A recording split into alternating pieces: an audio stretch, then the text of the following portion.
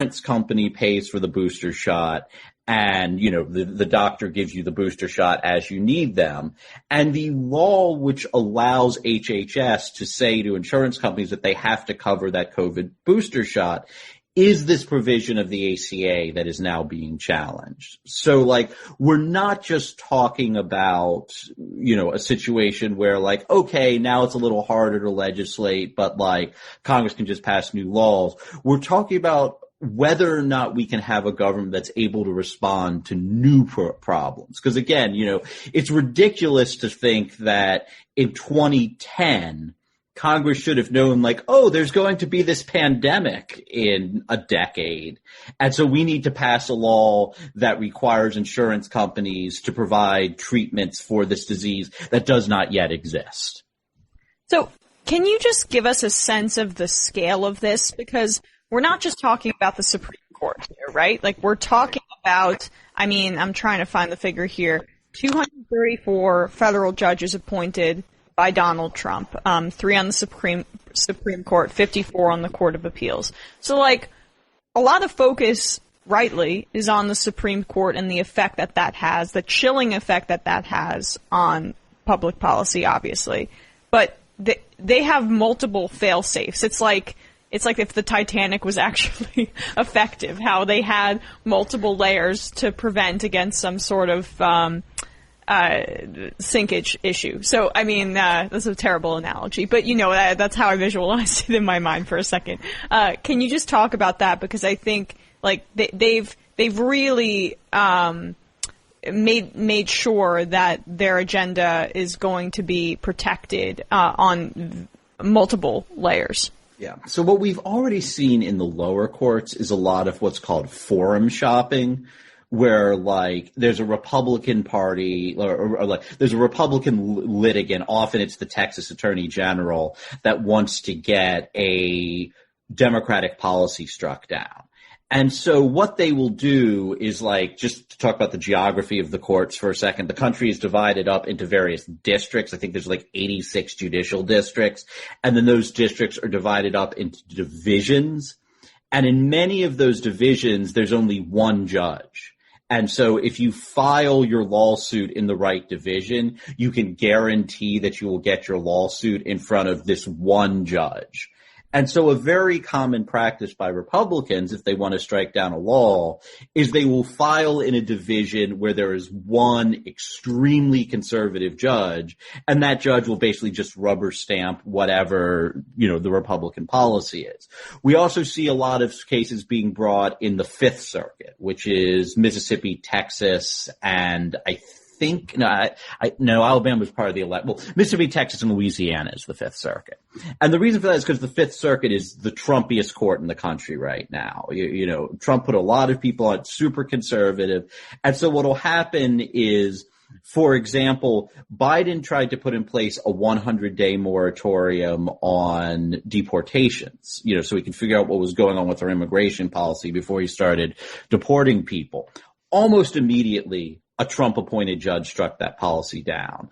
And, someone forum shopped to get in front of that Trump-appointed judge. The judge's reasoning was ridiculous, but the case would appeal to the Fifth Circuit, and then it would go to the Republican-controlled Supreme Court. So after this Trump judge struck down the moratorium, Biden just decided to drop it, because what was the point? It was only a 100-day moratorium. You go to the Fifth Circuit, they'd probably lose in the Fifth Circuit because it's such a Trumpy court. Maybe you could win in the Supreme Court, but by the time you got up to the Supreme Court, the case would probably be moot anyway, because the 100 days would be over. So you have two interlocking problems here. You have a Supreme Court that is extraordinarily conservative, and then you have all of these Trumpy judges on the lower courts who feel emboldened because they know that, they're probably not going to be reversed. And even if they are reversed, who cares? They could issue an injunction and it might be in place for 2 years before a court gets around to removing it. And Democrats just don't have the same luxury to go after a Republican president. Democrats tried to forum shop in order to get their cases challenging Trump policies in front of friendly judges, and the Republican Supreme Court would just, snap their fingers and dissolve those decisions. Okay, so and we should say the moratorium didn't prevail.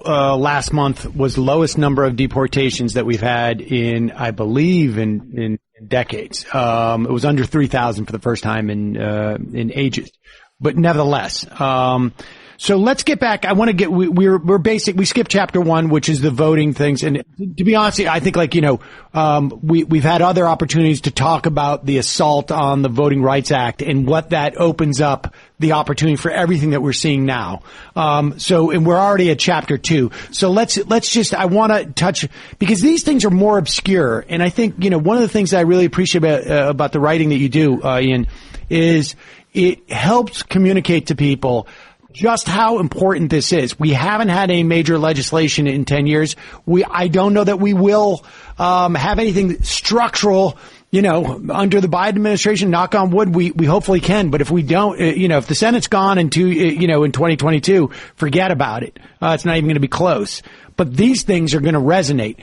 Let's go, when we talk about the administrative state, let's go to the Chevron doctrine too, which is the other sort of I guess, rubric, if you will, that is important in terms of the administrative side, the government being able to function in a way to help people. What is the Chevron doctrine, and where is the threat to it? Sure. So the Chevron doctrine is a doctrine of deference. It means, it says that, so there are various laws, like I said, that give agencies the power to regulate. Sometimes those laws are ambiguous. Sometimes it's unclear exactly which power has been delegated to an agency. The Chevron doctrine says when it's unclear, the court should defer to the agency's interpretation of the statute. And it's part of a broader philosophy that really emerged, during the Roosevelt administration, that when things are unclear, we generally want the elected branches to make the decision. If you go back to, the early Roosevelt years and before Roosevelt, the Supreme Court would often make up doctrines looking at the vaguest parts of the Constitution and then would use them to strike down minimum wage laws, to strike down child labor laws. And, what they would do is they would point to some ambiguous phrase some extraordinarily ambiguous phrase of the Constitution, like the word liberty, and say we think that there is a liberty to enter into contracts where you're paid less than the minimum wage. And it was basically just the justice making things up. And so these deference doctrines emerged as a nod to democracy, as a way to say, look, there's all kinds of legal questions that don't have clear answers. And when the answer is uncertain, as a general rule, we want democracy to prevail. And this was the dominant way of thinking amongst not just Democrats, but amongst Republicans. I mean, Reagan talked about the need for judicial restraint. Nixon railed against judges who imposed their social views from the bench. So it used to be that there was a widespread agreement that we want the Democratic branches to be the ones that govern. What I think has happened is that, Republicans have lost the popular vote in 7 of the last 8 presidential races. They'd have I saw one study that showed that the only reason they wouldn't have controlled the Senate since the late 90s if senators were chosen in free and fair elections rather than through the malapportioned process that we have now. And so you have a political movement, you have a political party that depends on minority rule. It doesn't have any confidence in its ability to win free and fair elections. And I think, once you lick the lollipop of minority rule, you suck it forever. Once you accept the premise that it's okay for Donald Trump to become president with 3 million less votes than Hillary Clinton, once you accept the premise that you can confirm 3 Supreme Court justices, even though you don't have a block of senators who represent a majority of the people, once you accept that, I just don't think it's very hard to make the leap to say, well, we've got these 6 oligarchs with lifetime appointments. Why don't we let them rule? Right. And so, okay, in the Chevron doctrine, basically would have, give us a sort of a real world example of something that might implicate our daily lives. once they overturn the Chevron doctrine, or, overturn maybe it's too strong, once they just basically mutate it, change it, give us an example of how that might impact us.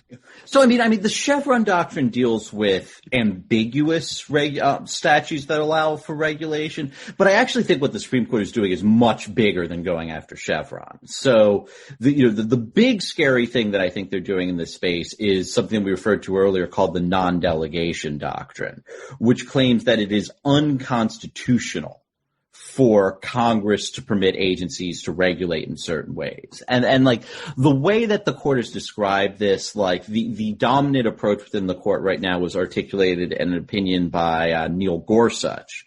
He said that the Constitution provides that I'm reading the wrong quote. He said that a federal law permitting agencies to regulate must be sufficiently definite and precise to enable Congress, the courts, and the public to ascertain whether Congress's guidance has been followed. Now, I don't know what that means, and I don't think that Gorsuch really knows what it means either. It's just this vague, made-up standard. And the thing about vague standards is that when the court announces a vague rule, it's giving power to itself. Like, if there's a law saying the speed limit is 65, then you know how fast you have to drive. And if you get hauled into court and you're driving 64, you can say, look, I was driving less than the number. You can't do anything to me. But if the law says that everyone must drive at a reasonable speed, then who's going to decide what a reasonable speed is? Well, the courts are going to decide what a reasonable speed is. And whether or not you get hit with a speeding ticket is going to be entirely up to the whim of some judge. And so that's what Gorsuch is doing here. That's what the Supreme Court is doing here. They're saying, like regulations can sometimes happen, but they have to fit within this vague standard and no one knows what it means and we get to decide what it means. And so if we see a regulation we don't like, we can just get rid of it. Yeah, just so much of the judicial philosophy seems to be working backwards from creating one's own power, right? And it creates like this or reaffirming one's own power. And I'm just curious if you think because justices are unelected that there isn't more public scrutiny on the fact that they're immense hypocrites in the way that they approach every case. And, of course the right-wing ones are more hypocritical too, but it's not like the left-wing justices adhere to strict judicial philosophies as has been written about, for centuries at this point, is that part of the dynamic of why their, I guess, blatant politicization isn't called out more?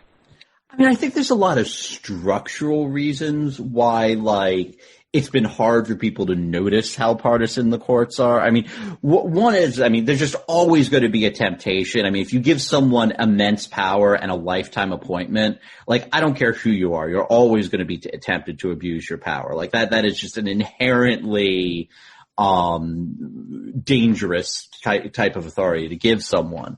But I think, like, another structural problem is that, like, there's a mythology around the courts where, like, judges will tell you that, like, no, we're following these doctrines. We're not, and they can dress their opinions up in very complicated language that, I spent 3 years in law school to learn how to speak that language. And then most of the people who know how to speak that language have a vested interest in the system. Because, if you're most lawyers, most people who are experts on the courts are lawyers. And a lawyer's job is to get people to pay them a lot of money by, like, convincing the person that they want to pay them a lot of money that they speak the secret code that the judges are using in order to make these decisions happen. And if you're a lawyer, the message you don't want to get out there. And I'll be honest, most cases aren't political. So, like, most cases really are decided under legal principles. But under these incredibly politicized cases, voting rights, Obamacare, religion, all of these really politicized cases, it really just is politics all the way down. And most of the experts, most of the people who have the ability to speak the language and translate what they're doing are lawyers who have a vested interest in preserving the system because the system is where they make their money. I guess I speak the way that I do because I'm a lawyer who doesn't practice. And so like, I know the secret code without having any kind of like personal financial interest in maintaining the legitimacy of the system.